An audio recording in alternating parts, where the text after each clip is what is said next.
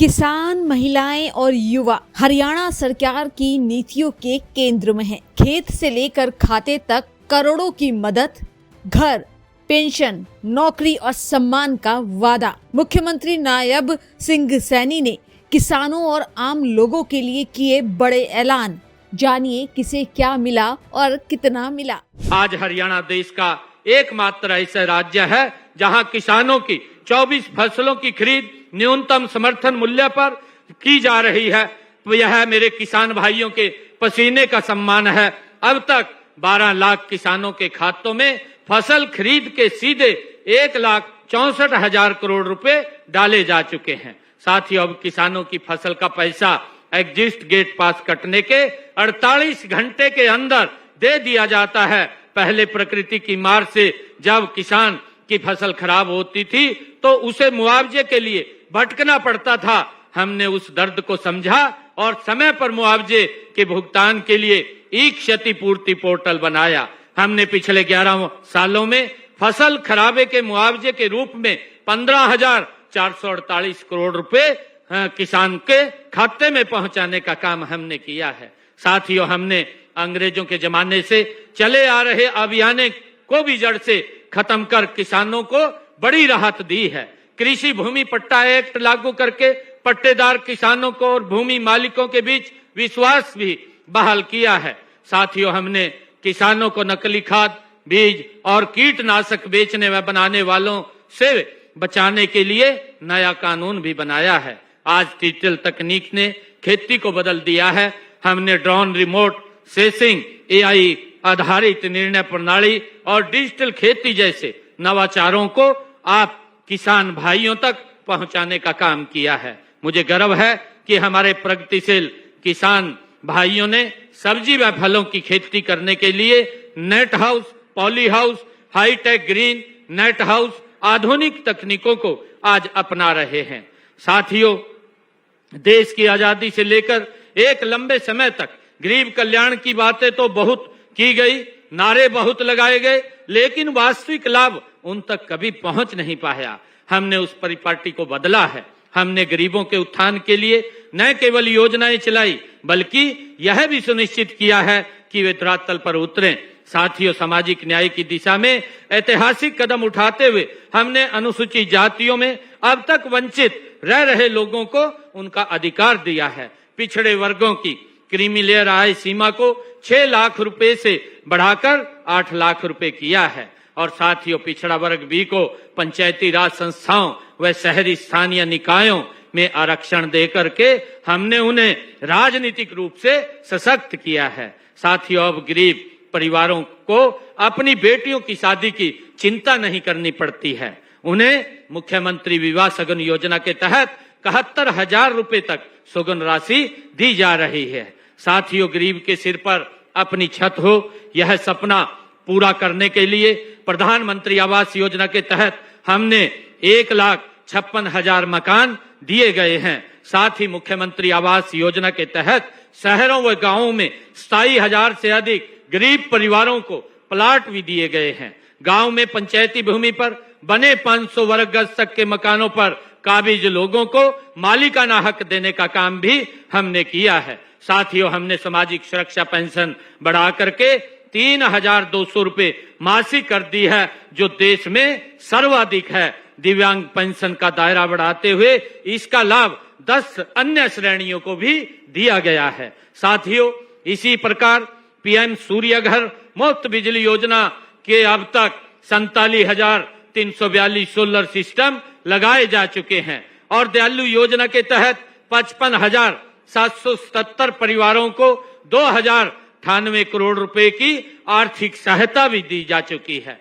प्यारे प्रदेशवासियों, बीमारी अमीरी और गरीबी देखकर नहीं आती है, इसलिए हमने ऐसी व्यवस्था की है कि धन के अभाव में कोई भी इलाज से वंचित नहीं रहेगा। आयुष्मान भारत चिरायु योजना के तहत हमने लगभग 27 लाख लोगों को मुफ्त इलाज कराया है। गंभीर बीमारियों को ध्यान में रखते हुए हमने किडनी के रोग से पीड़ित रोगियों के लिए सभी सरकारी अस्पतालों और मेडिकल कॉलेजों में मुफ्त डायलिसिस की सेवाएं भी शुरू की हैं। साथियों, हीमोफीलिया व थैलीसीमिया बीमारी से ग्रस्त रोगियों को 3,000 रुपए मासिक पेंशन का लाभ भी दिया जा रहा है। साथियों, देश के यशस्वी प्रधानमंत्री आदरणीय मोदी जी का विजन है कि भारत दुनिया का मेडिकल हब बने।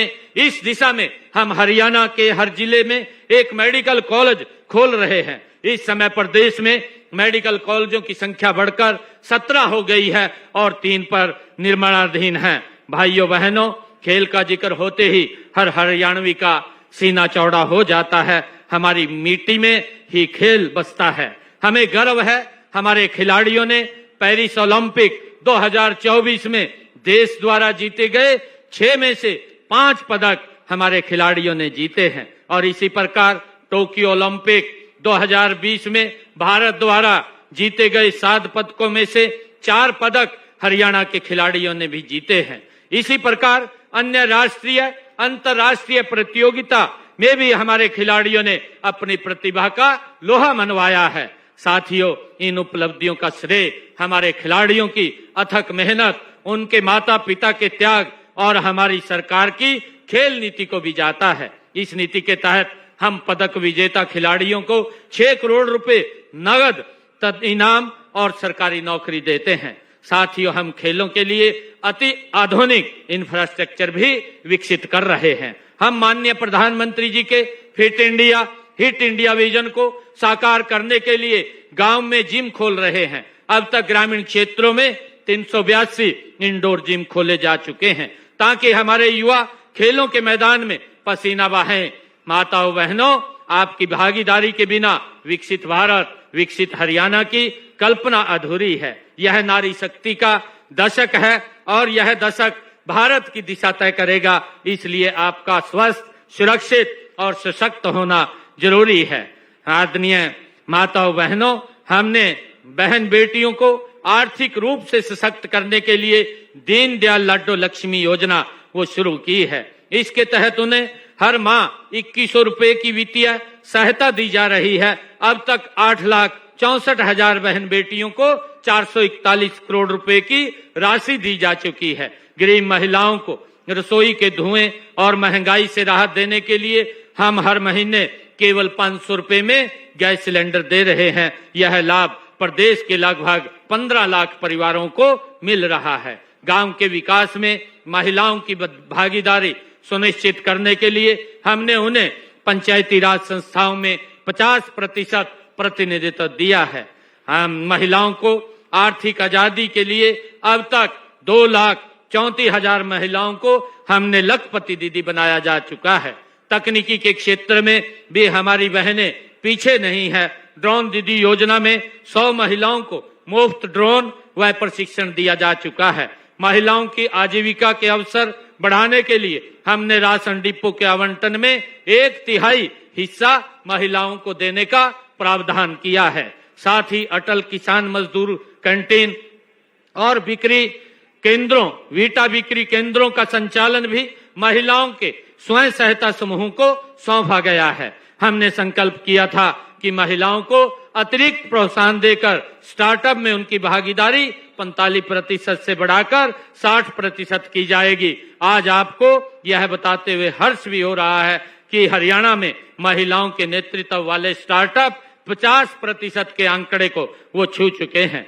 सांस्कृतिक रूप से महिलाओं को जोड़ने के लिए प्रदेश में महिला सांस्कृतिक केंद्र खोले जा रहे हैं। अब तक हरियाणा प्रदेश में 131 केंद्र खोले गए हैं। बहन बेटियों को उच्च शिक्षा के देने के लिए प्रदेश में खोले गए 80 कॉलेजों में से 30 विशेष रूप से लड़कियों के हैं। आज पोस्ट ग्रेजुएट तक लड़कियों को मुफ्त शिक्षा दी जा रही है। भाइयों बहनों, उद्योग हमारी अर्थव्यवस्था का आधार है और रोजगार का बड़ा साधन भी है। हमने औद्योगिक विकास को गति देने के लिए ईज ऑफ डूइंग बिजनेस का एक बेहतरीन इकोसिस्टम तैयार किया है। हमने प्रमाण पत्र, लाइसेंस और अनुमति देने में अड़चन पैदा करने वाले अनेक पुराने नियमों और जटिल प्रक्रियाओं को खत्म कर दिया है। आज हरियाणा में निवेशकों को 150 से अधिक सेवाएं ऑनलाइन प्रदान की जा रही हैं और उन्हें सभी स्वीकृतियां 12 दिनों में देना सुनिश्चित किया गया है।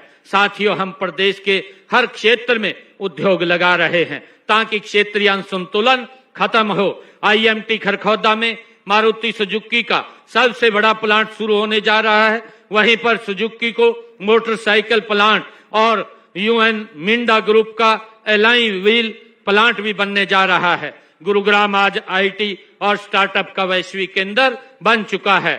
सर का पसीना जब माथे को आता है वो किसान है जो अपने दम पर फसल को उगाता है।